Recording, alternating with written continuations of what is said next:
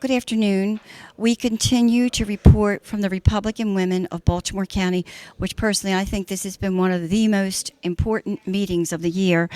And first we have April Babcock, and I wanted to commend my feelings and on behalf of the club how sorry we are that you lost your son, but you're doing something about it. So, and you created a foundation called the Lost Voices of Fentanyl. Yes. What happened with your son? Well, my son did suffer with a substance use disorder, but unfortunately, in this day and age, you don't have umpteen chances of sobriety because fentanyl is eventually going to take you out. So the main thing I preach is abstinence. Abstinence is the only thing right now that's going to save your life. Breaks my heart. There's so many people walking around that have a substance use disorder. It's so hard to get good treatment these days. I know a lot of people have lost their kids in recovery facilities that are supposed to be protecting them and watching them, and that's not even happening.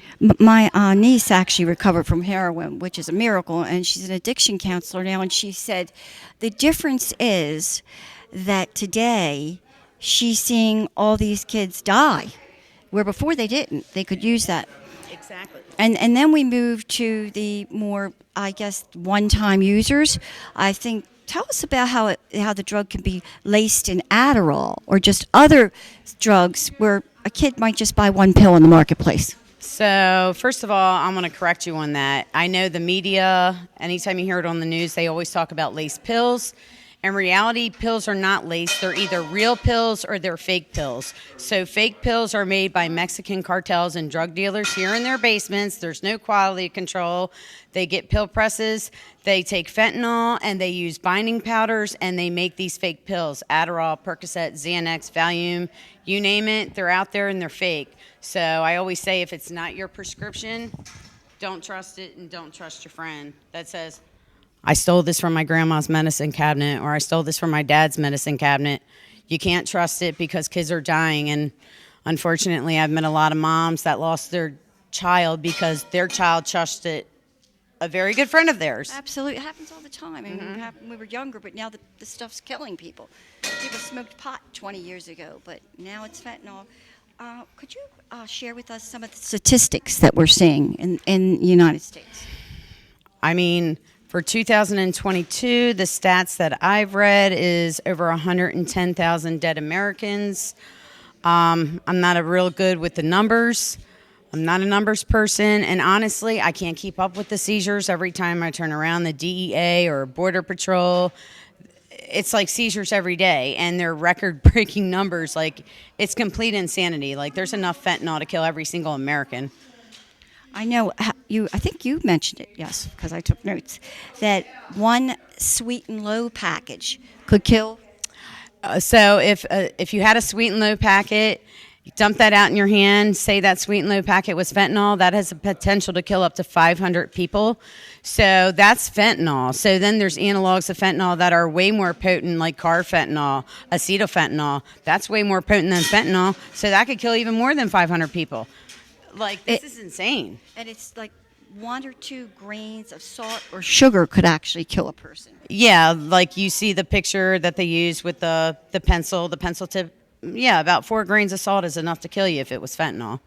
I have been following you on Facebook, your Lost Voices of Fentanyl, which I would suggest people join. And, I mean, it tells you people's personal stories. And one of the ones I saw recently was a little 2-year-old girl. Yeah, and that's the sad thing, and that's why we're constantly out there raising awareness, because before, when people died from drugs, it was people that suffered with a substance use disorder. But now with fentanyl and with the fake pills, this can happen to anybody. It's not just a substance use disorder community problem. This is an everybody problem, and babies are dying. How are babies dying? Do they have a substance use disorder?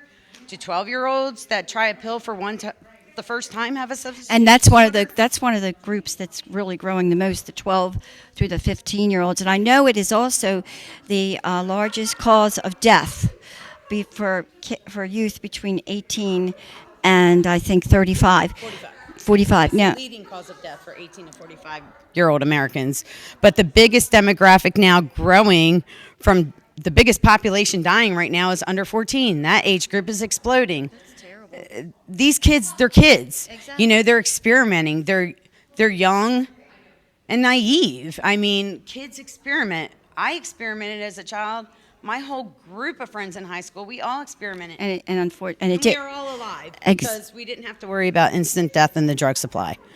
Now, I know you also visited the White House, and this is what I have to say, okay, about this, because it bugs me. Joe Biden, he knows the horrors of addiction. He lives with a son, and I'm not blaming any parent, and I'm not blaming Joe Biden for his son addiction, because that would be ridiculous. However, he knows what it can do to a family. He knows, and he continues to let the drugs pour into the United States. Because policy trumps human lives. The first day he got in office, what did he do? He opened that border. When Trump was president, we already had a crisis at the border. This was a burning fire. Joe Biden came in his first day and he poured fuel all over that burning fire. That's how I see it. And then Rebecca Kisling, who gave congressional testimony, was crying. She lost 2 sons together from a fake pill, and she gave congressional testimony. And yeah, she was emotional and she cried. And when Joe Biden was questioned about that, because she talked about the border in her interview, he laughed and said, well, her kids died under the Trump administration. It shouldn't matter when your kids died if it was under Obama, under Trump, or under Biden. He's the president right now. He's the only one that can help us. Trump can't do crap. Obama can't do crap. Biden, he's the one that can help us. We're at his mercy. Absolutely. And the government, needs to do more about this. So you said, which was sad, you said, I don't want to cry anymore. I want to fight for the cause. And you mentioned your agenda on some of the action steps, such as silence the cartels.